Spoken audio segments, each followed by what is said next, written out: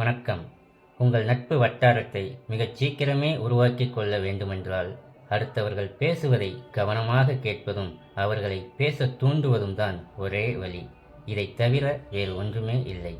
உங்கள் நண்பர் பல விஷயங்களைப் பற்றி அருவி போல பேசும்போது, உங்கள் நாவை கட்டுப்படுத்துவதென்பது கொஞ்சம் கடினம்தான். அதே சமயம் அவர் பேசும்போது கவனமாக கேட்கும் பழக்கத்தை முயற்சி செய்து வந்தால், அதன் பலன்கள் அந்த முயற்சிக்கு தகுந்த பரிசாக அமையும். பழமொழியை நினைவுபடுத்திக் கொள்ளுங்கள். பேசாமல் இருக்கும்போது முட்டாளும் புத்திசாலியாக கருதப்படுகிறான். அவனே வாயை மூடிக்கொண்டால் உள்நோக்குகிறனாகவே தோன்றுகிறான்.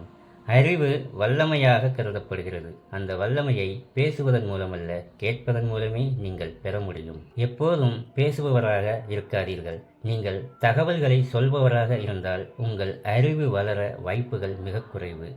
குறைந்ததை மீண்டும் மீண்டும் நிரப்பிக்கொண்டே இருங்கள். அதனால் பேசுவதை விட அதிகம் கேட்பதற்கு முயற்சி செய்யுங்கள். அதன் பிறகு கிடைக்கக்கூடிய பலன்களை பார்த்து நீங்களே அசந்து போவீர்கள். வணக்கம்.